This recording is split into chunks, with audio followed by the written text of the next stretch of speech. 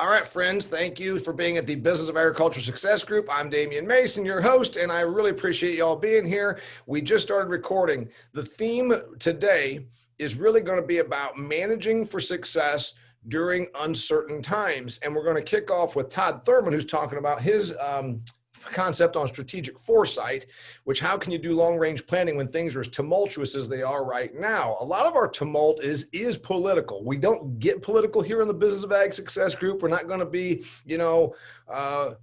wearing our pins and all that stuff. The Business of Ag tends to lean a little bit right. We know that. But the point is, we are in uncertain times because of all that's going on with the coronavirus and the response to it, the trade issue, and the fact that we're 13 days away from an election. So kicking off with him talking about strategic foresight and how we can, each of us, manage our own businesses and look at those that we do business with for success. Michelle is going to talk about some of the things that might very well be happening, maybe regardless of how the election turns out, in terms of ecosystems. What was the actual word? Ecosystem marketing. And then I'm going to give you, based on all my reading here, about the tax plans and about some of the outcomes that we expect or don't expect based on what happens in 2 weeks. So that's kind of what we're dealing with. And then, of course, we're going to do our lightning round.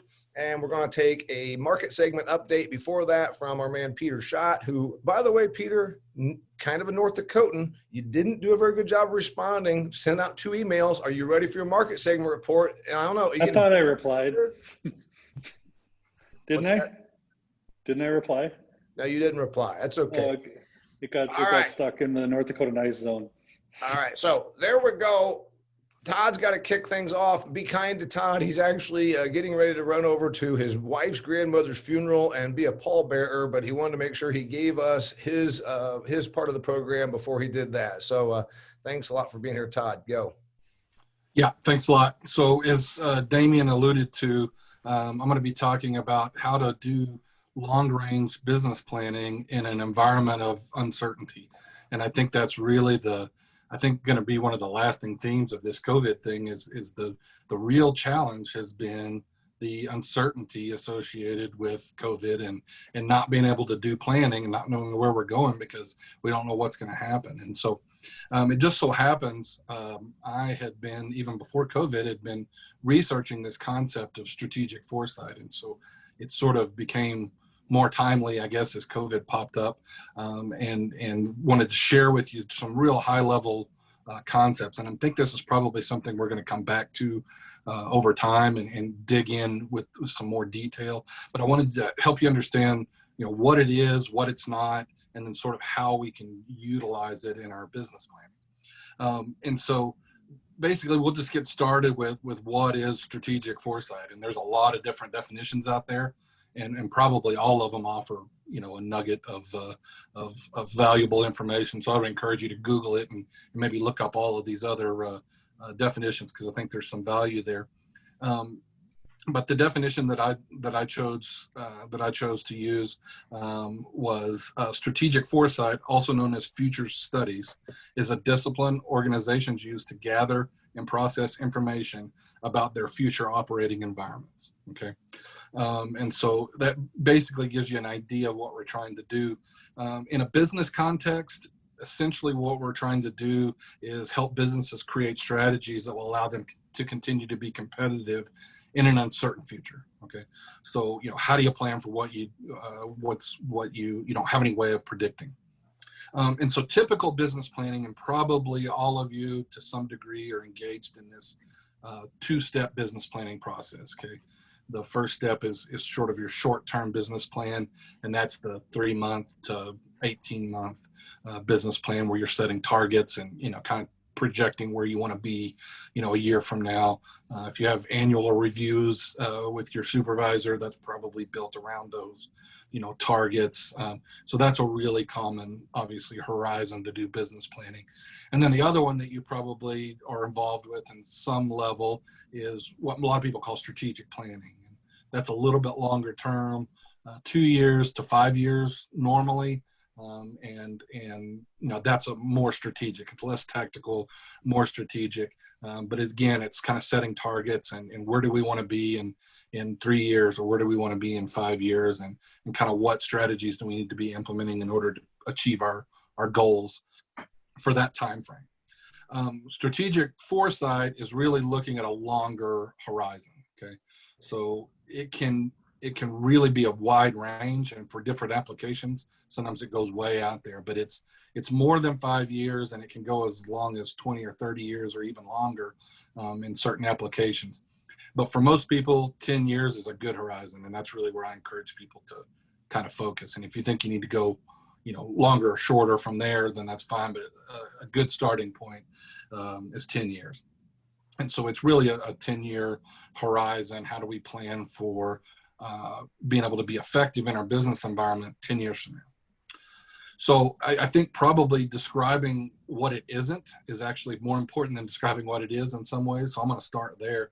And the first thing that strategic foresight is not is a replacement for either of those other two business planning strategies that I talked about. So this is not quit doing what you're doing and do this instead. It's add this, this should be complementary to the processes that you're already undertaking. Okay, so you want to keep doing what you're doing. It does present an opportunity for you to kind of reevaluate your short and medium term business planning in the context of what you come up with for a long-term business plan, but they're definitely separate things. So this is really not replacing anything you're already doing. The second thing, and this is probably the most difficult things for people to wrap their minds around, is strategic foresight is not about predicting the future.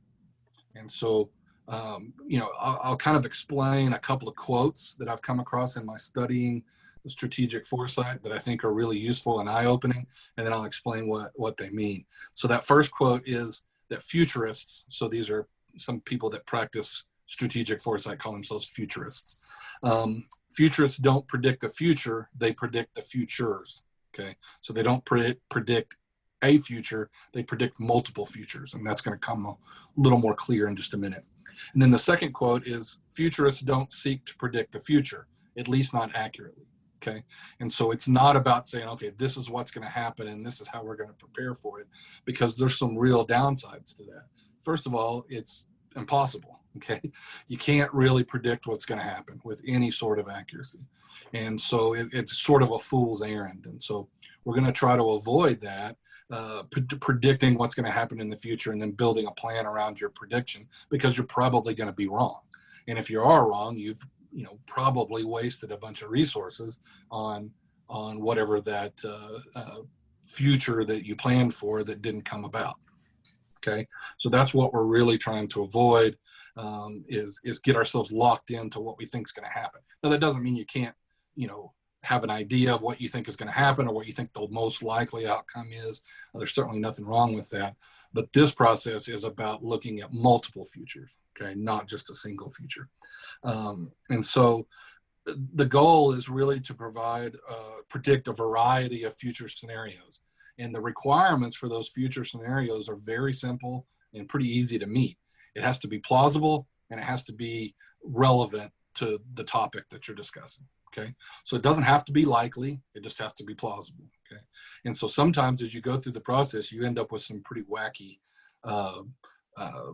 scenarios that you work through, and that's okay. I mean, sometimes it gets really wacky, involving alien invasions and stuff like that. But that's part of the creative process, and you can sort through some of those things and sort them out at the end. But we really want to make sure we keep those creative juices flowing, and we describe as many different scenarios as we can think of.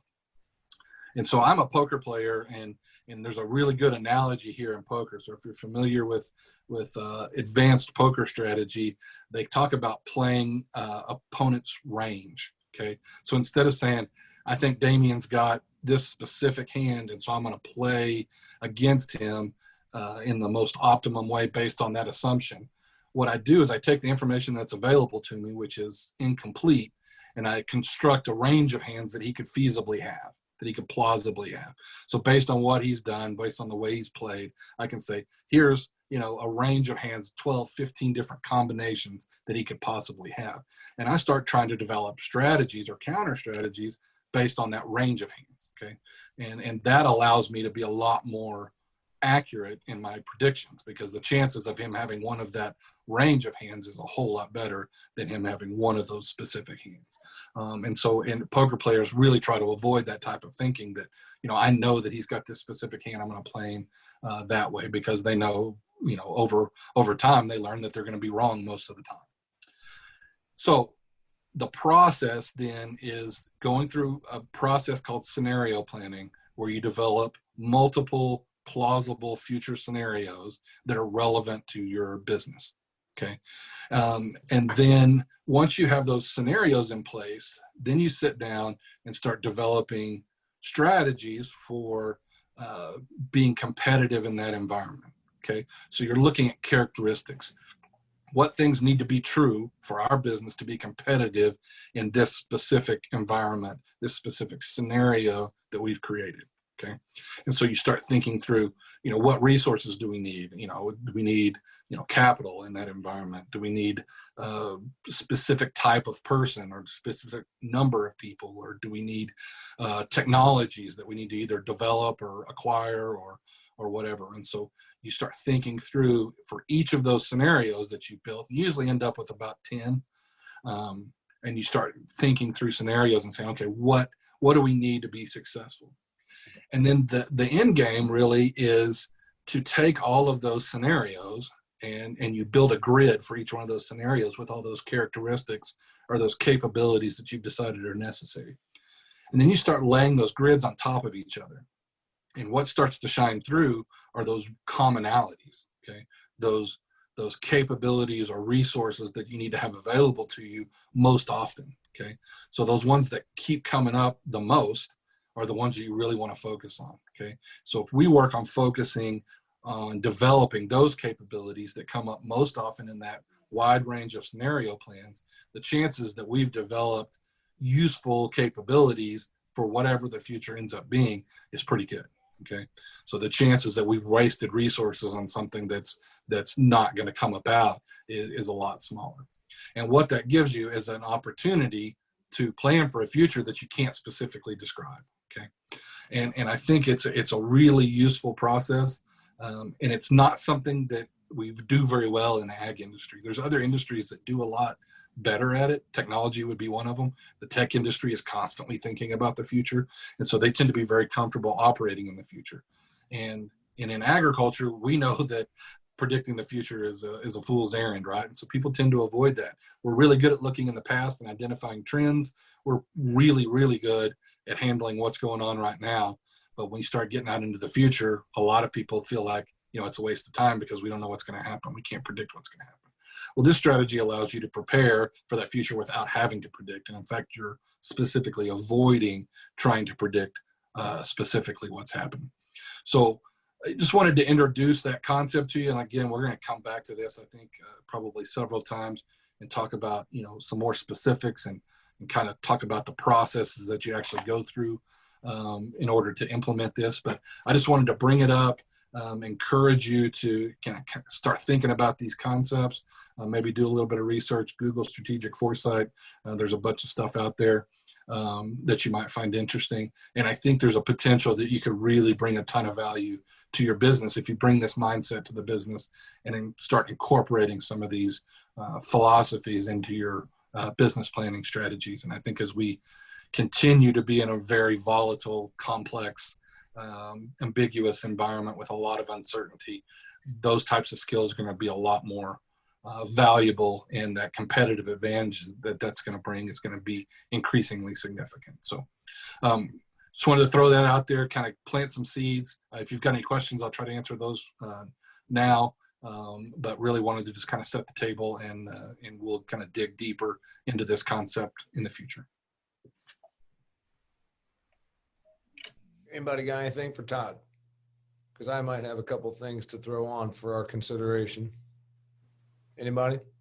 All right, Michelle, you got anything? My one question was, in the beginning, you sort of stated that you don't want to push anything too extreme. And then you mentioned aliens, which felt much more extreme. So I was wondering, do you try to account for black swan events that we wouldn't see coming, or is that terminology that shows up in this strategy at all?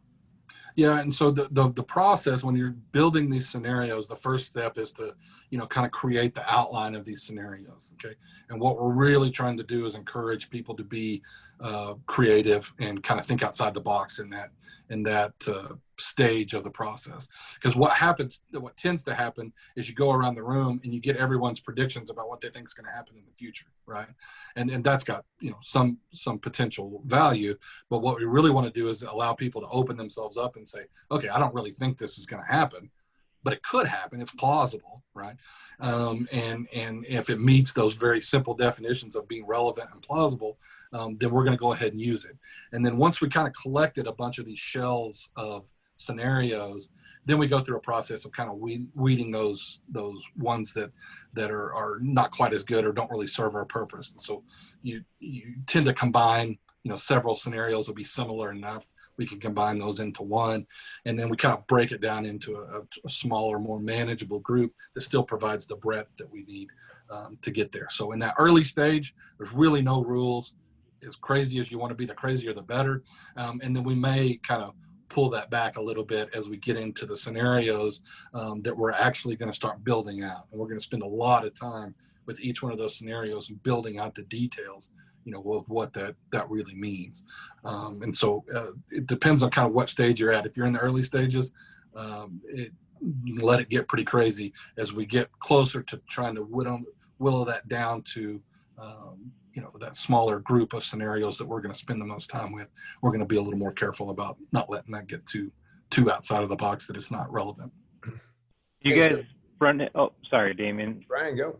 Do you guys? So when you run into the planning process, and Michelle, you brought up the Black Swan event. I mean, it's a great name for something, but how do you deal with getting people over the tail risk events that they get hung up on?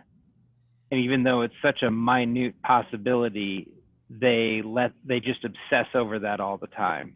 Great example is the hog producer who is the eternal pessimist that is certain that tomorrow is going to be the day that their entire barn is going to be every barn they've ever owned is going to be wiped out, and so therefore they do no risk management, they do no planning, because they're just certain that tomorrow is the last day they're going to be in business. How do you get people over the hump of those black swan events totally owning their entire thought process for planning? Well, yeah, I think it's a great point, and one of the things you run into is you have people that get to be really pessimistic and then really optimistic, and that can kind of cloud their judgment. I think one of the keys as a facilitator, and as some of the early work that I've been doing in this as a facilitator, the key has really been trying to free them from thinking about what is going to happen and have them thinking about what could happen. Okay, and then we incorporate these, black swan events to the degree that we can, but we try not to get too obsessed with those. Okay, so we start out with, what happens if things 10 years from now are really similar to what we have now? So a continuation of kind of these existing trends, and that's pretty much the only thing that happens in the next 10 years. Well, we might build that scenario out and call it, the status quo, or something like that. When we start looking at these black swan events, we want to dig deep when we get into the details. Okay, what does that really mean? But when we're just describing these scenarios, we've got to really push people to say, okay, we've talked about that, let's move on. What if that doesn't happen? What else could happen? Again, it doesn't have to be likely, it just has to be plausible. And so I think a facilitator is very useful. My advice on a facilitator: you need somebody that understands enough about your industry to be able to guide you in the right direction, but an outsider, to be enough of an outsider to provide a little bit of perspective. Because I think a lot of times organizations get really narrow-minded, and you've got to have somebody that can kind of stretch people's imagination and have them thinking about a wider range of options, because that's really the key to making this successful, is making sure that we have a very wide range. And we don't have to predict what's going to happen, right? We have to be close. One of the things that in the hog example, that I've been talking a lot about lately is we did a lot of scenario planning recently as an industry, planning for ASF. Okay. One of the things that we planned for was destroying large numbers of animals, right? Because they've either been exposed to ASF or you know, they have to be destroyed. Well, what ended up coming about was not ASF, at least not yet, but we did end up having to euthanize a bunch of market hogs, right? And so those strategies that we worked through for ASF ended up being applicable, even though we weren't exactly right on what happened.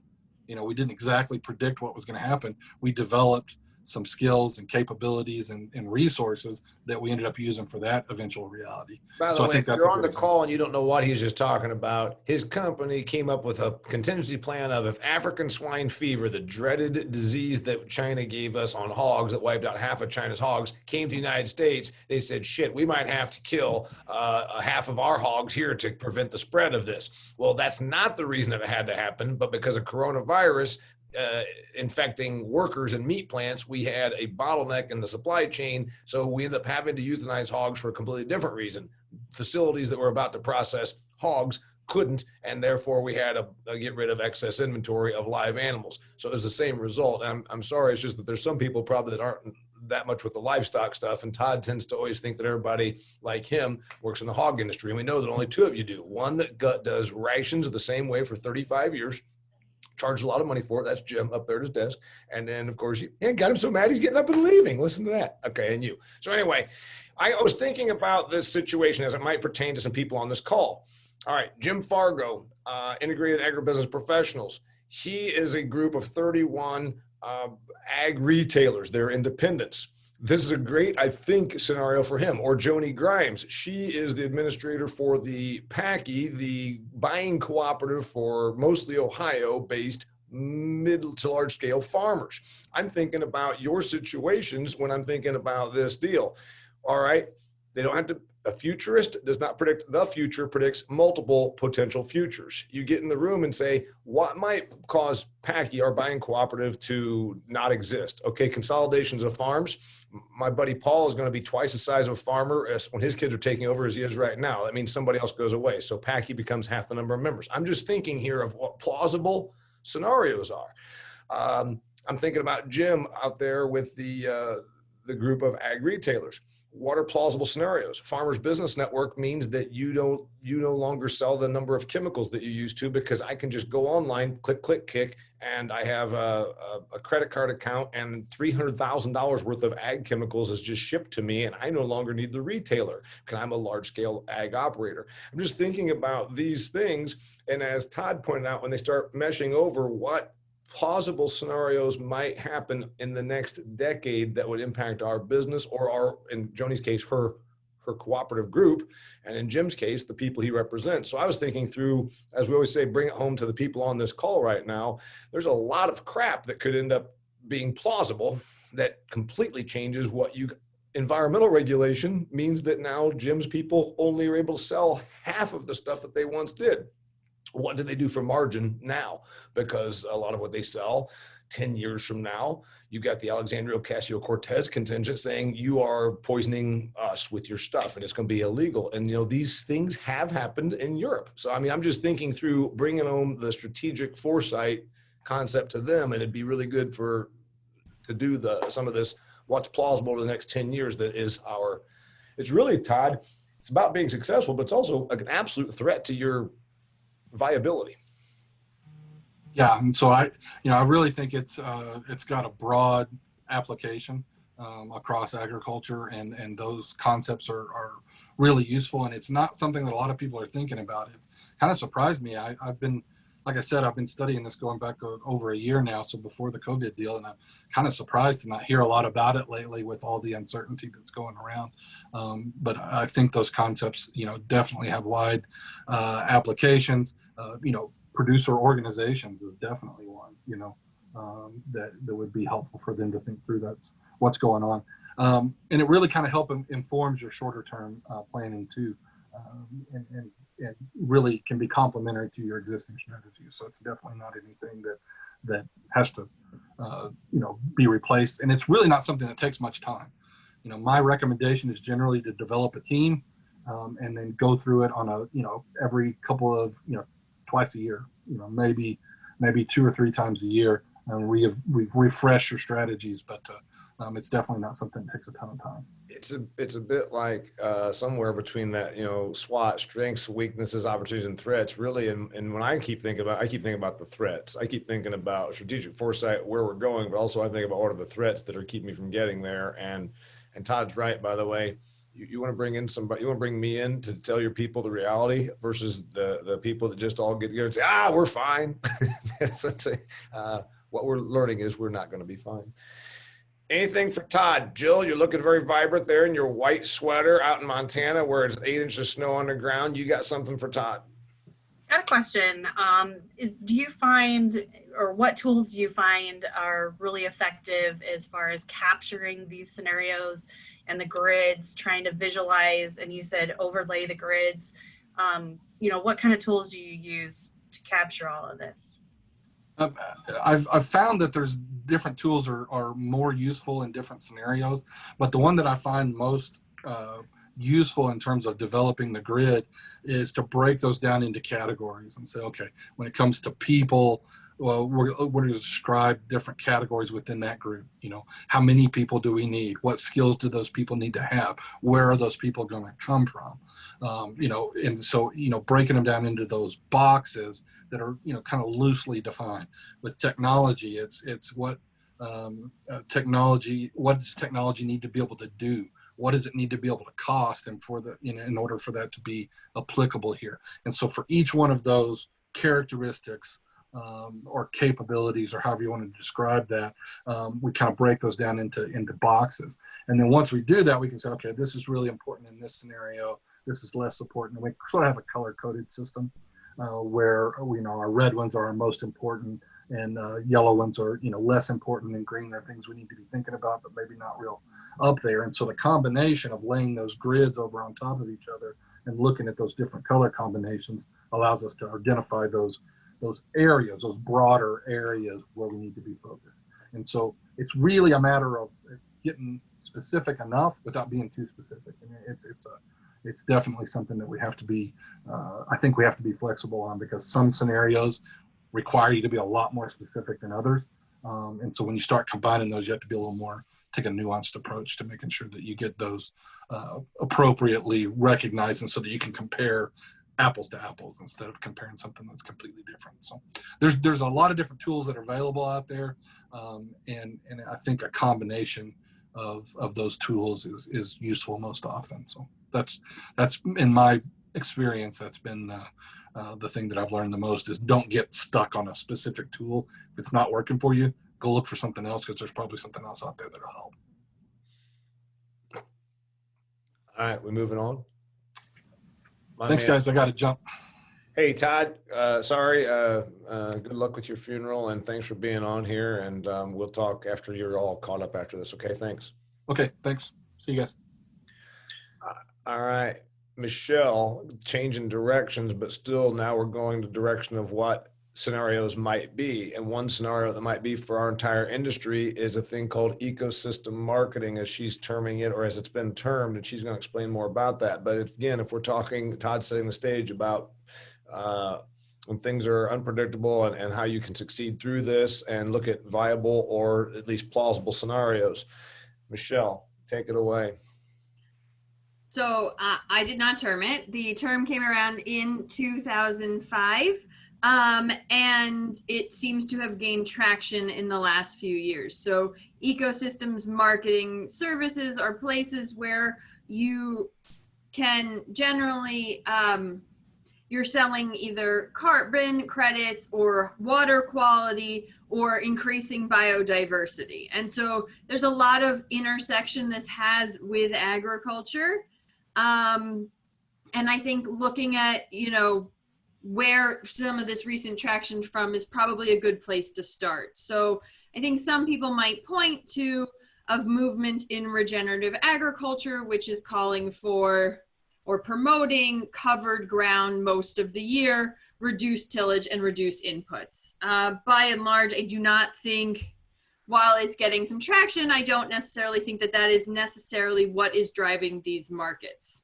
So the idea behind these markets would be that the place would be that if you did pay to have your ground covered all year, or if you reduced tillage, which reduced nitrogen runoff, or you reduced the amount of chemical inputs you used, which again reduced runoff, that a farmer would get paid for these practices. And so there's a lot of reasons why this is exciting. One, it is a good way for farmers to make money and one, get paid for extra practices that they are doing. But two, it is another source of income. So as we, talk about low margin commodity production, this is another place where potentially it could be a future income stream.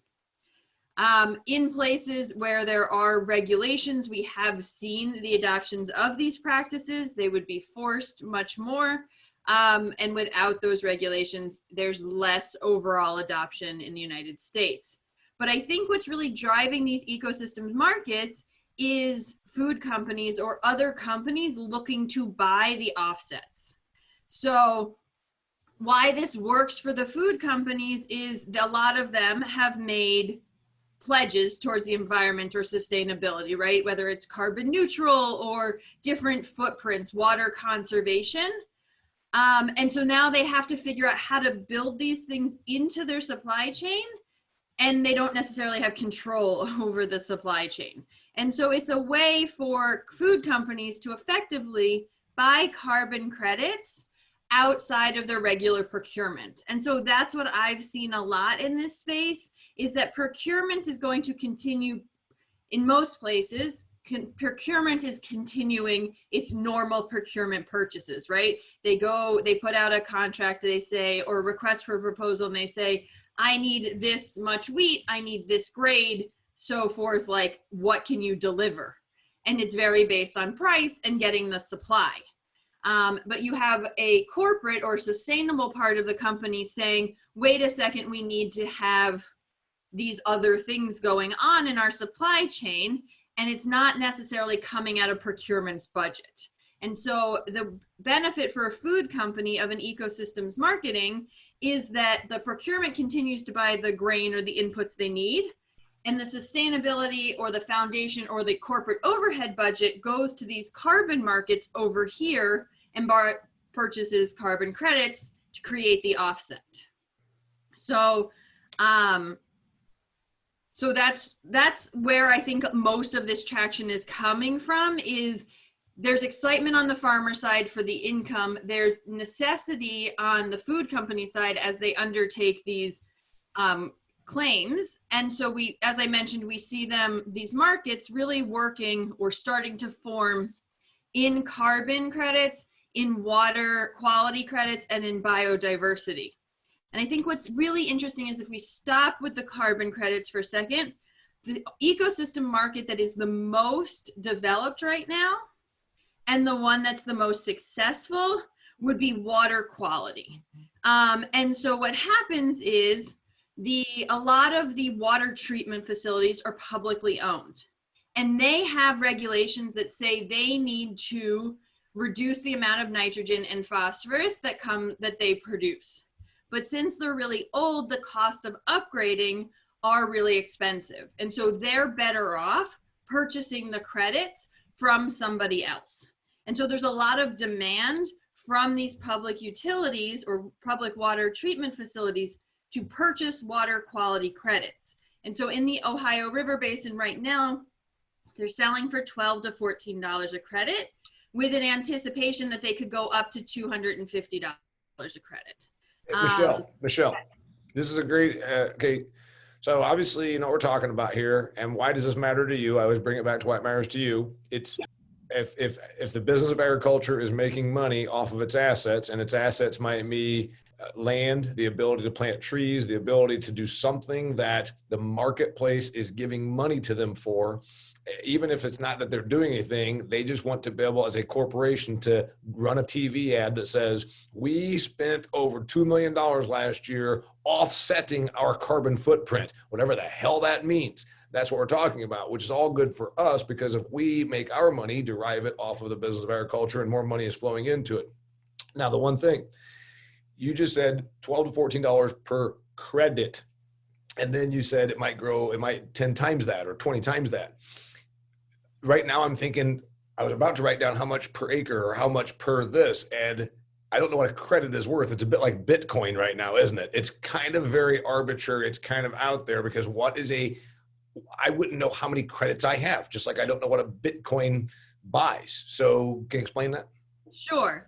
So back to the agriculture space, which I think carbon credits are going to be the easiest one to explain because I do have by acre numbers. So the leaders in this place, there's a lot of private investment from companies like Nori or Indigo Ag. I'm guessing, like Damian, that some of you have been contacted by them about enrolling acres. And so these are groups that are looking for you to plant cover crops, let's say, and in exchange, they will give you $10 an acre. Right now is the price of a ton of carbon. And so that is like the broad idea. So you sequester a ton of carbon by planting cover crops, and this company gives you $10, and then they sell the credit to the market for a higher price.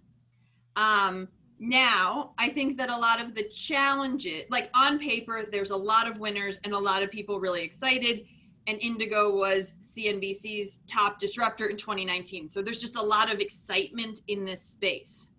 The problem is that even though they're enrolling people, there's a lot of details that haven't been worked out. How are we going to calculate the amount of carbon you're sequestering? How are we going to prove that you've actually done it every year? What happens if you do everything you're supposed to do and it rains a lot, and so there's a ton of runoff and you don't meet your goals? And so these challenges are like really the devil in the details, and why I want to explain the process, but also caution being too excited today. So right now there is talk of roughly like an Indigo model is looking at $10. It takes about 10 to 12 years to get a ton of carbon from an acre. And so originally the thoughts were that it would take you 10 years to get $10, which is not something that I think many farmers will get excited about or landowners would get excited about. However, they are now trying to enroll enough acreage from one individual that you would get that payout every year. So if you had, I learned a long time ago not to do math in front of a lot of people in my head, and I don't have the numbers written down, but if you had, if you were going to get if you had $10 per acre, so you would get $1 a year. So in order to get that $10, you would have to enroll 10 acres each year, would be the idea.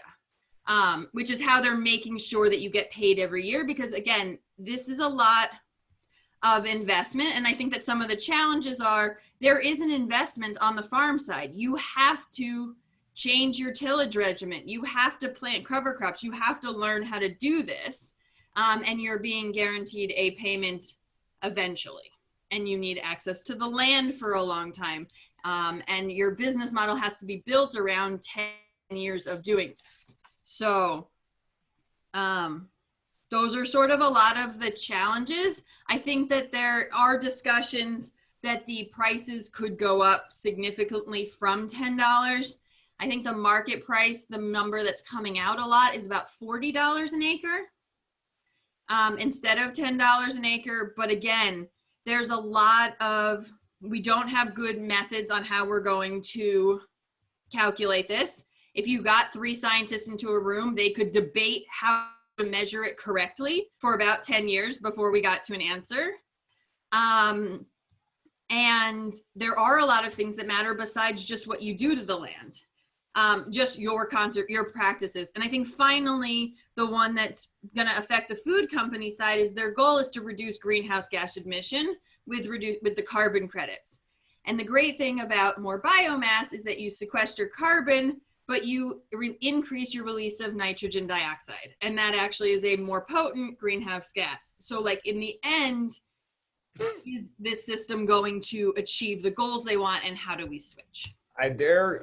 Sometimes Michelle leans a little differently than I do from a political standpoint, which is why we have fused our talents together to bring you the Business of Ag Support Group. Sometimes, because she is younger than me and not as jaded, she said a little bit ago, the food company's goal is to, and she said some environmental thing. And I would say, sell more food. I would say bullshit. The food company's goal is to sell more food and be more profitable and be able to go to their shareholders and say, because we played this whole thing where we gave $2 million for carbon credits, we increased our profits by this. And that's what they really want to do. But none of them have taken the time to do that study. And that is actually one of the challenges, I think, to the whole system is nobody has asked a consumer, will you pay more money for Cheerios that are grown with cover crops or that, use some of these environmental practices?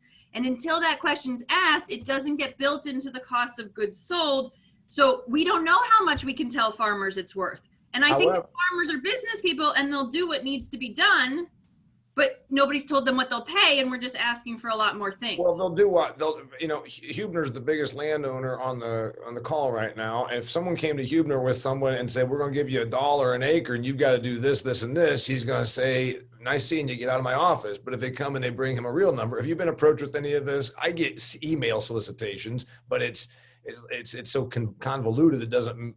It's not something that's even worth pursuing. You've probably been pursued on a bigger level, maybe. I don't know. Yeah. We have been, but nobody has a clear direction in this market.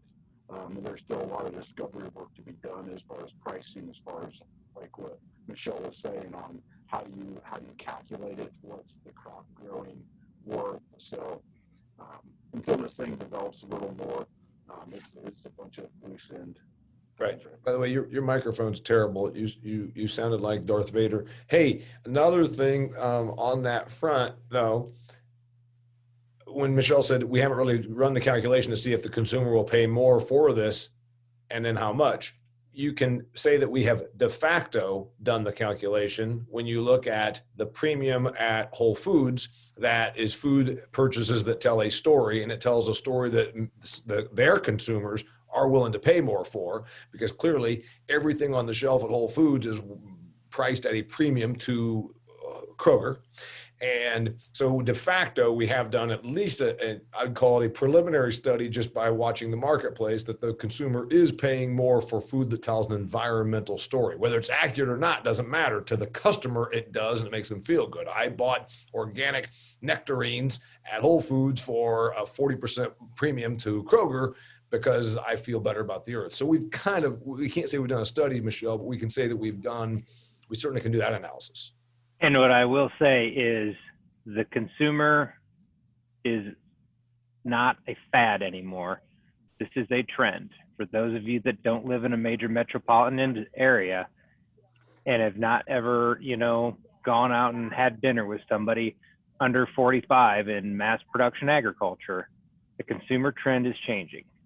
So, just look around. Who's on this call? We're all older. We're all, people that have come from, traditional rural ag America. And if they don't understand and grasp some of the concepts and stuff that Michelle is changing, they will be left behind.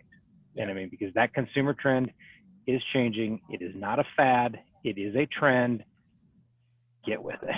Yeah, well, it's environmental eating. I talked about it in my book, environmental eating, whatever that means. It may not even be realistic or factual, but it doesn't matter. If the customer feels that they have bought more into environmental eating, and again, buying a loaf of bread from a company that says we offset our carbon by giving Doug Huebner money for those acres he owns in Indiana, then what the heck? Also, Ryan, Jordan, my former intern, is on the call, and she's only 23. But other than that, the rest of us are older than that. You're right. And we are, and we also need to realize that we are exiting our peak consuming years, being replaced by people coming into their peak consuming years who this stuff matters to.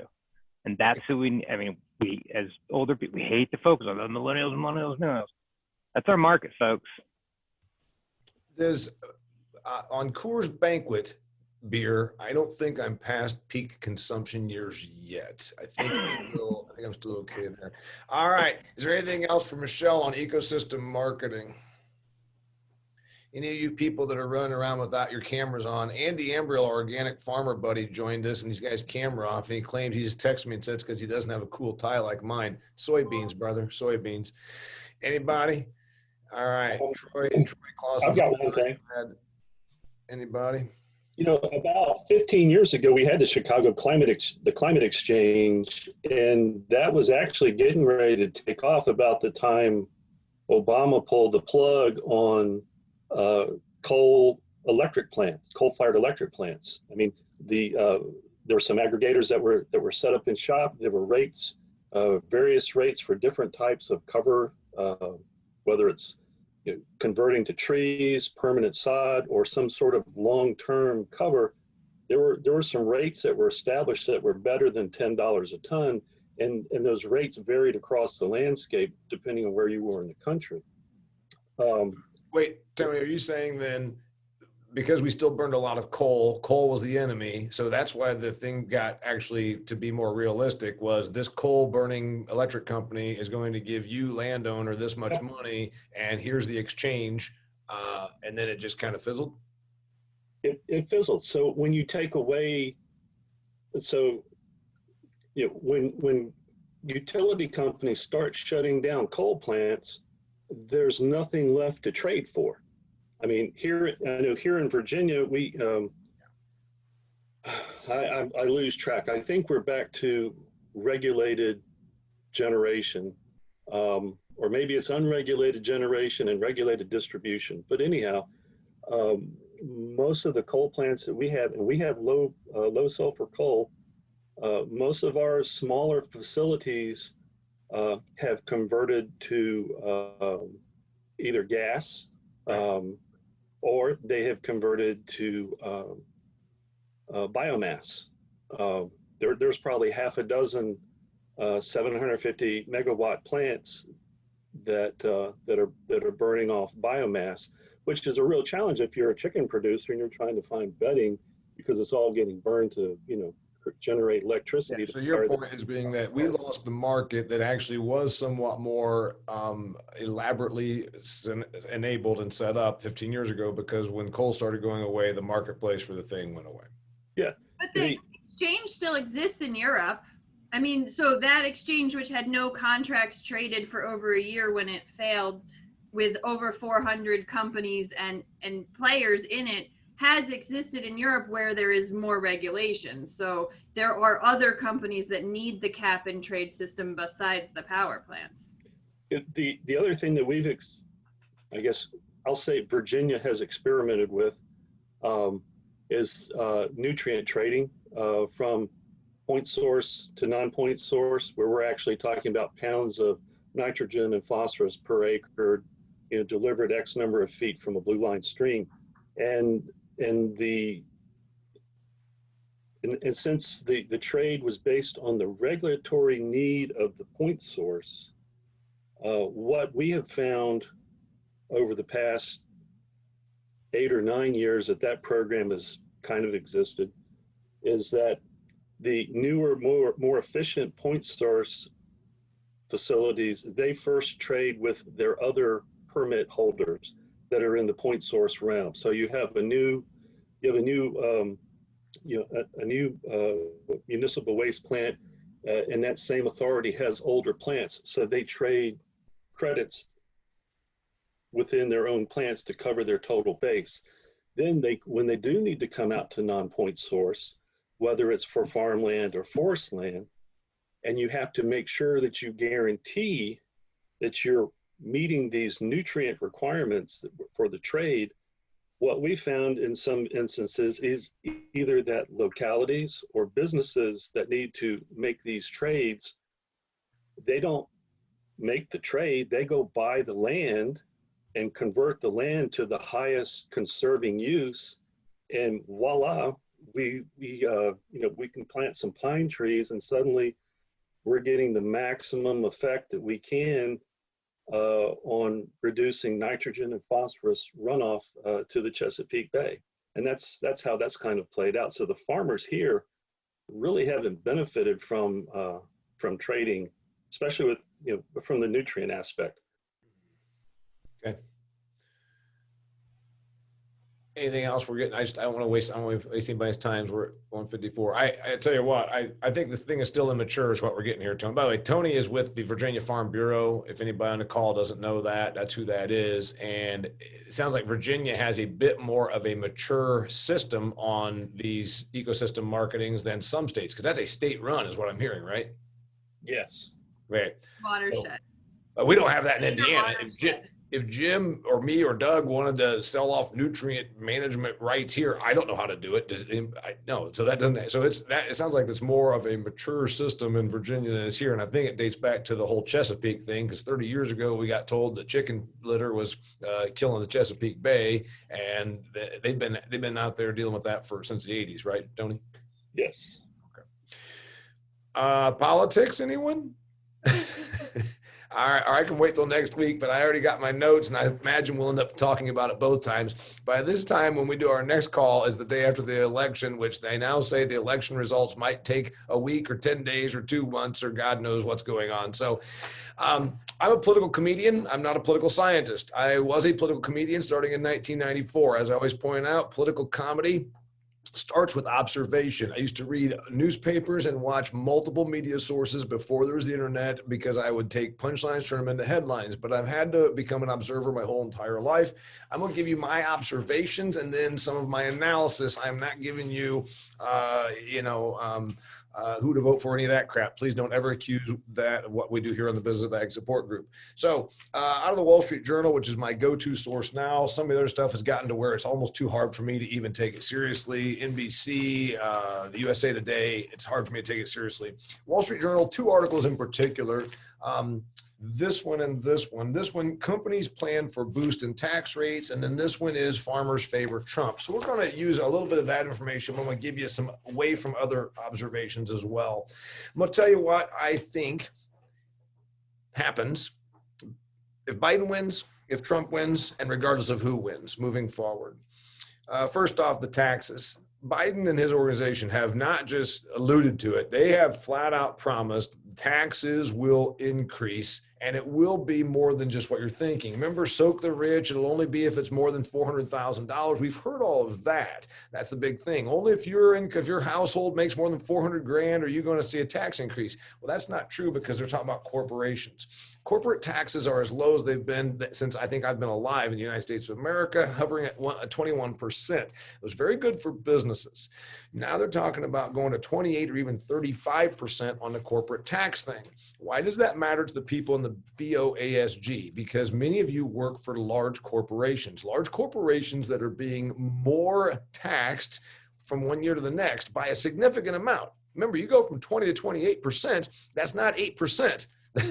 That's 8 over 20. Somebody, Michelle was don't do the math in front of the people, but the point is that's damn near a 50% increase. You go from 20 to 35, that's almost a doubling of tax, right? So this is very bad for your organizations that are large corporations because now they are making less money. They can have less money for R&D. They can have less money to pay you. They can have less money for expansion, less money for all the things that companies do that add jobs and create new technology.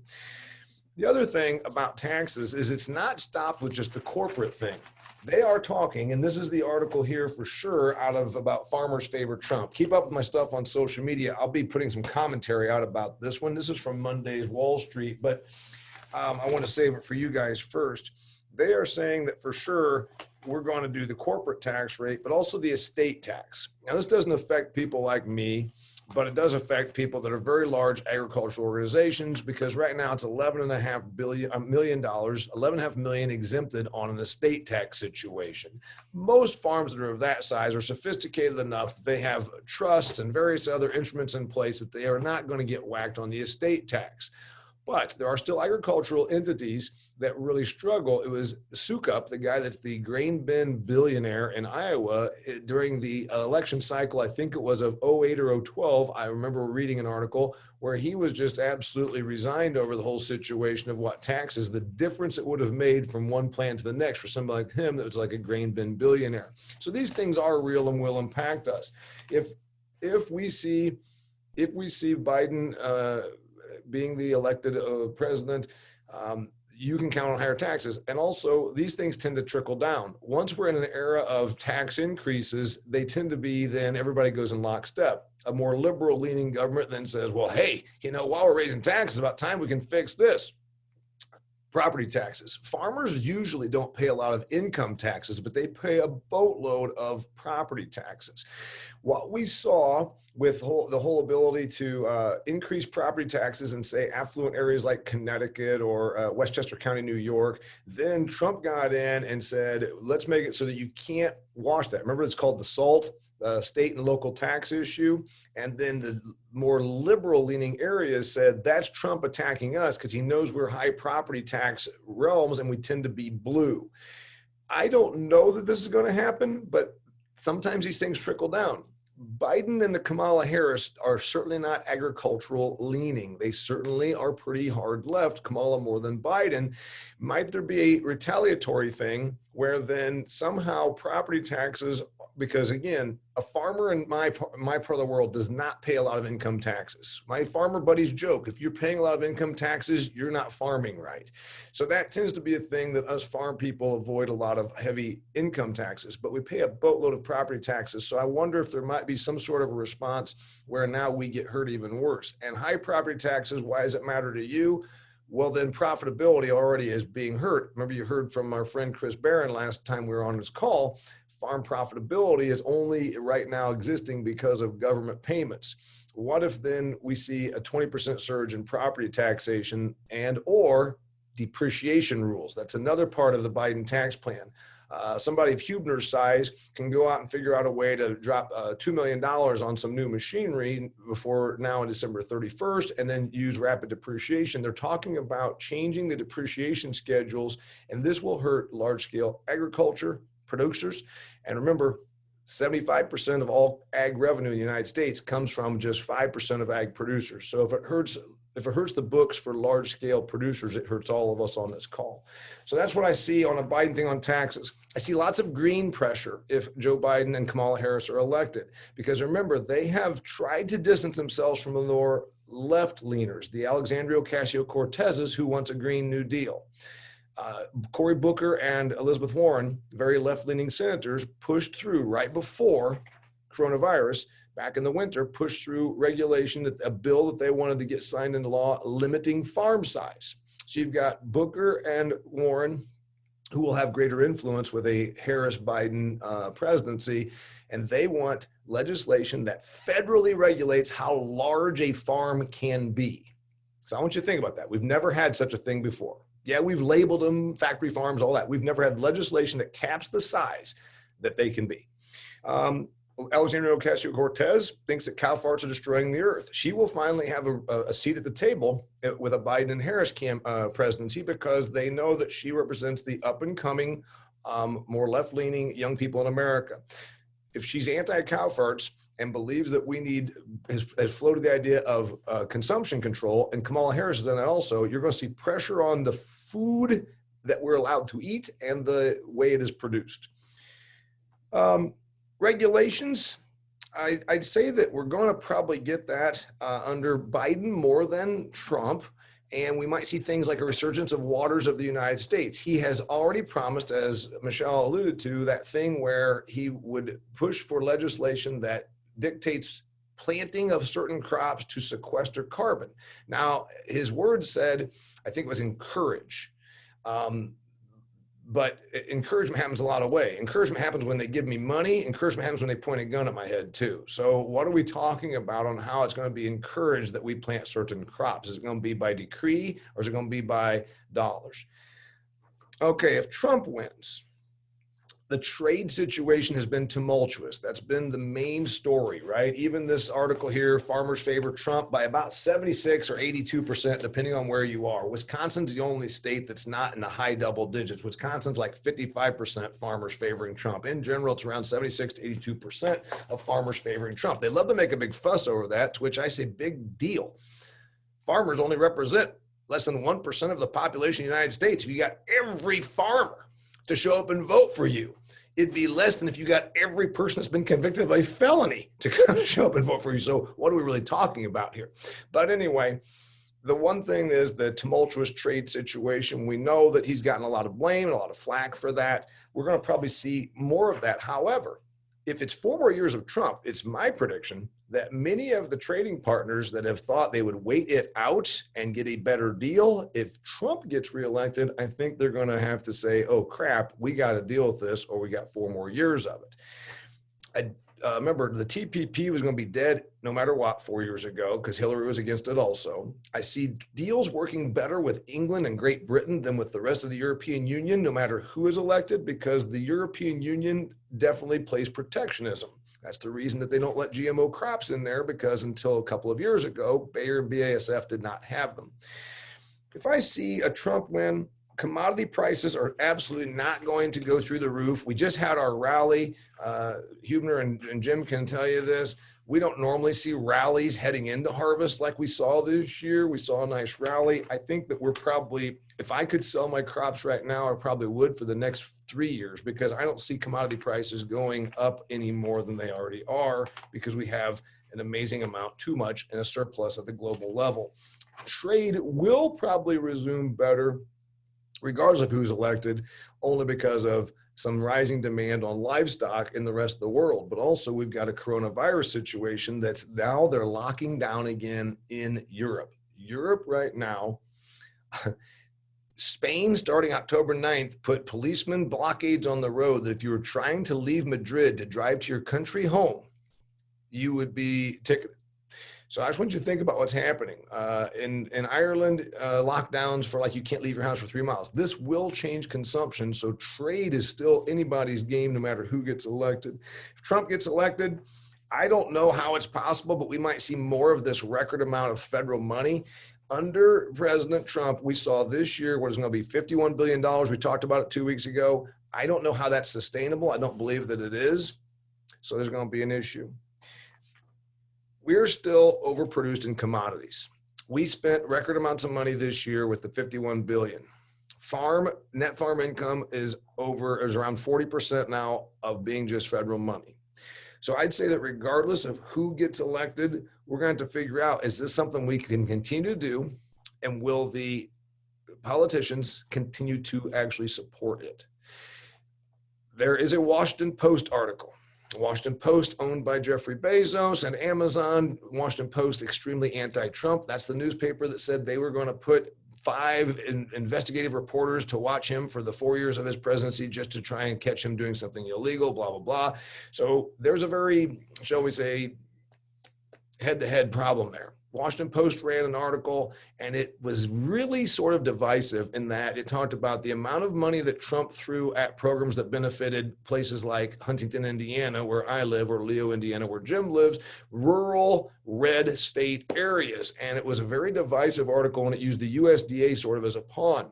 Again, will we see if a Biden-Harris president comes in where they'd say, we're going to right the ship. We're not going to just create these rural red state giveaway programs through the USDA under the guise of food security that Trump did.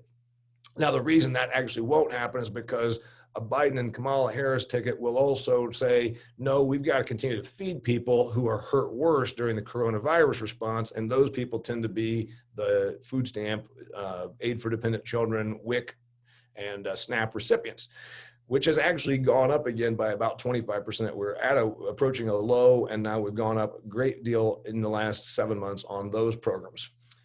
One thing that we're not going to see, no matter who gets elected, we will not see any meaningful advance of kicking out the immigrants, because 75%, roughly 70 to 75% of all hired labor in the business of agriculture is foreign born, and over half of them are here illegally. they can say a lot of crap and they can talk about walls and they can pound their fist and they can say, you know, all these things. But there is some advisor somewhere that knows that if we actually arrested people here illegally, whether you talk about unemployment rates all you want, we have proven again and again and again, we can have 21% employment, but we still are going to have illegal people milking the cows at the dairy farm down the road from me. That's just the way it's going to be. It's the way it is. You can blame a lot of things. We don't need to get political about that, but I'm telling you that no matter who is in office, we're not going to kick out the immigrants. Also, I don't think we'll get an actual guest worker program. It becomes popular to talk about at ag events, but nothing ever comes of it because it becomes too divisive. Trump's base doesn't want that to happen, and because they were all about send them home. And then the other part of it is if Biden and Harris push for it, they're going to say you're just trying to bring in 11 million voters that will vote Democrat, and it becomes an absolute line in the sand like none other. So it's my prediction that no matter who is elected, we're still going to have people from Guatemala milking the cows and from Honduras picking the vegetables and people from Mexico working in the facilities that process beef. But we will absolutely not get a guest worker program in the next 4 years. Bigger question, how we're going to pay for all this. My last point. The last time that the federal debt exceeded our country's gross domestic product was right after World War II, when we spent massively to save the world from imperialistic Japan and Nazi Germany. And we have, because of a virus, and yes, this is a bit of commentary, and because of lack of discipline in Washington, D.C., we are now approaching and surpassing our level of debt. We will, it looks like next year, and Michelle's an economist, but the articles vary because we haven't gotten there yet. We're at $27 trillion of national debt. That exceeds what our entire United States economy produces in a year. It exceeds our gross domestic product. We're going to be even higher next year when some of the bill comes due for this.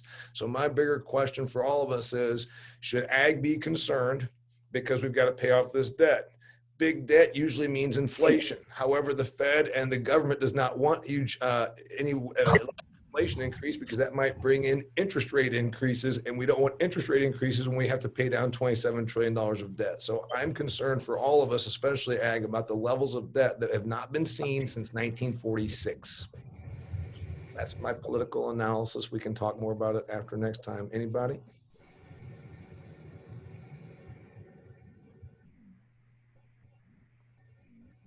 Did I scare people? Damian, regardless of who's going to get elected, there's a lot of uncertainty. I've heard several podcasts of people that are worth a lot more than I am that are pulling things out of equities, and these are multi-million-dollar pulls out of equities and putting it to cash in anticipation of some volatility in the market November 4th. Yeah, there's a lot of people that don't know exactly what to think, and as far as ag, we're probably okay. We got huge amounts of money thrown at us, and our product still sells. And there's also a great thing that every year, generally every acre gets planted, right? Okay, not every acre. Some crappy ground in Southwest Kansas that doesn't get rain doesn't get planted, or some place that floods every year doesn't get planted. But in general, we're going to hold up okay regardless of the tumult. But scared people and uncertain people don't make long-term business decisions or investment, and that harms us when you think about it. Then you say, all right, we got too much uncertainty, therefore this company's not expanding, and it gets hard for all of us to then look forward.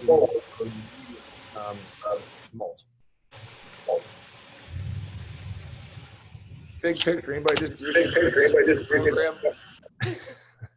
There won't be one.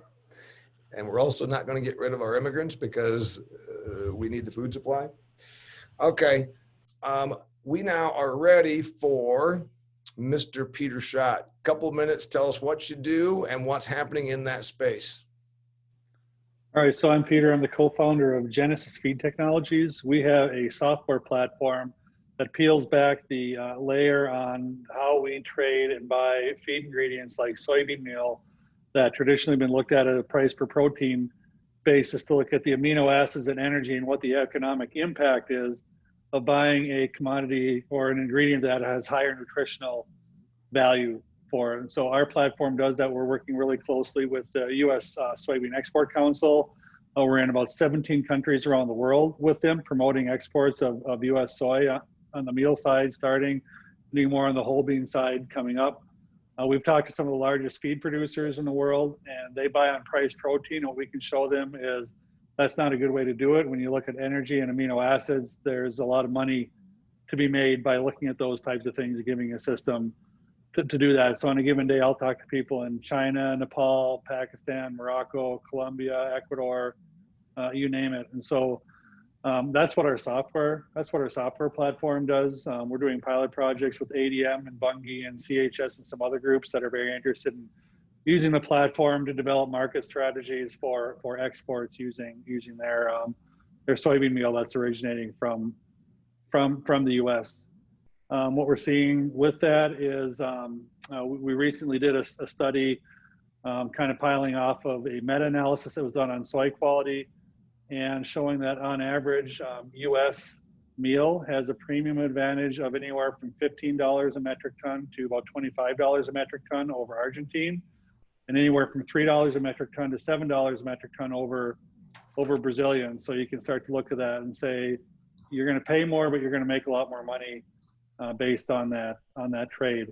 I did some asking around too within USEC. I got some up-to-date information from them on the soy side. They're very optimistic on the market side of that. Soy continues to be the most in-demand commodity globally, and purchase commitments and demand for U.S. soy, both on the soy and the meal on the oil side, continues to grow overall in different markets right now. So it's a good time to be a soybean farmer. That is going to continue to grow. And then also there's a soybean plant, a processing plant that's going to be built in Iowa that's going to put 40 million bushels a year processing power with them. So a lot of exciting signs for growth on that piece of it. All right, wait a minute. So that was the segment report about all your stuff. You just said it's a good time to be a soybean. Is it a good time to be Peter Schott and Genesis Feed Tech? It is, yeah. We're building a really cool market intelligence platform with this data. We've got boots in the ground in 17 different countries. We're about to tie in soybean quality data from all countries around the world with our platform. And so what we can do is help people make smarter buying decisions. And with all the talk of trade wars and tariffs and those things, continue to promote U.S. commodities because that advantage is there. Anybody for Genesis Feed Tech founder Peter Schott? Anybody for general comments? Anybody for general stuff? Martin, my banker friend in Minnesota, just sitting there quietly making loans. Jim Fargo in California, thinking, why do I live in this state? My man, Mr. Skaggs, sitting up in South Dakota, quietly listening along. All right. It seems I need to talk to Peter so I can stop using the Pearson Square. I don't think you really are doing that, but yes. All right. Oh, I did forget to mention, I did not have my soybean socks on today. Should have wore those. Damian's got his soy tie, but I also have soy socks, and I'll be sure to wear them on the next meeting. It's a pretty classy. When clients give me stuff, I wear it. Hats, ties, whatever, man. I got a sugar beet tie also. Well, I want to make sure. I had a spare soybean in my pocket. Does that count? I appreciate that. You do, yeah. Is there anybody got any closing thoughts before we do lightning round and etc.? Yeah, I just want to say thank you for putting this group together. Michelle and I had a pretty good call yesterday, some things we might work on together. So there's a good network power in this group to take advantage of. Jim, I'd love to talk with you and kind of see what's going on there. Yeah, it's a really good group, and I'm glad to be part of it. Fantastic. I think that we're accomplishing the goal of a little networking, a little outlook, a little intelligence, a little discussion. His email, Peter Schott's email is on there. Mr. Smith's is like Cars Her or something, some sort of a cartoon name. So Jim, send him an email so he can do business with you. And Andy, I appreciate you calling us from your tractor. He likes to, oh, he's in a semi today. He's in a semi today. Well, we try to always cover important topics. I have a feeling politics is going to come up again on our next session. Our next session is November 4th. It's the day after the election. And remember, if you listen to, depending on which media you tune into, and I try to keep up with all of it, we're not going to have a decision, and it's going to be contested, and it's going to be this, and it's going to be that, and who the hell knows. But anyway, our next session, I'm sure that politics will come up because we're going to know more by then, 14 days from now. And also, please, if you got somebody, Peter, that can benefit from being a part of this group, please pass along the information so we can get them signed up. I know that a bunch of people didn't show, but last week, 16 people viewed the video afterwards. So that's a good thing. It means we are putting out stuff that is valuable. Michelle, what you got? Unmute button. My lightning round is to keep the door open behind you and stick your foot in it if you have to. So don't close doors when you're done with partnerships or contracts or business relations. Try to keep those doors open, even if it requires effort on your part. Probably especially right now, because when people are working from home and all this and that, it seems like they're having to go to a database or a contact base, or the old thing we used to call a Rolodex, and doing a little bit of outreach. I know I've gotten contacted by folks that have been past clients saying, can you do this? And I agree with you, Michelle. Yep, absolutely. What can we do? So there you go. My lightning round for you all comes from something I wrote about the gig economy a year ago, because before all this coronavirus response, we talked about how we're all going to be working from home, working as freelancers, working in short run situations. We weren't going to have the traditional, which we know we haven't had for many years, where you start out after high school with this company and you work there until you're 65 and they give you a watch and shake your hands. So I was talking about the gig economy and the freelance situation. Well, one of the points that I made, if you work in that scenario, the best way to guarantee yourself success is to make yourself irreplaceable, because the market will always show you are replaceable, and everything becomes commoditized over time. So what I have learned or tried very diligently to do over my whole career is be something that is hard to replace. Offer something, some unique angle on something, some knowledge with commentary, with comedy, with personality, with delivery, with service, with whatever that thing is, with financing, whatever that thing is. Always look at yourself as somebody that could be replaced very easily. So make it your mission to make it difficult for others to replace you as their employee or service provider or provider of any of their services or products. So be hard to replace. Make it your mission to be difficult to replace. Anybody got a guest lightning round? Last week we got one from Andy. Anybody got a guest lightning round bit of business advice in 2 minutes or less that anybody can benefit from? All right, hearing none. Thanks for being here for the Business of Agriculture Success Group. I really appreciate the participation. And remember, we're going to do this again on Wednesday, November 4th. I'll be sending you the recap and the link as soon as we hang up. Thanks, guys. All right, Michelle, stick on here for a second and I'll ask you. Bye, Jim. Okay, what do you think? Hang on, let me stop recording. We got a recap on.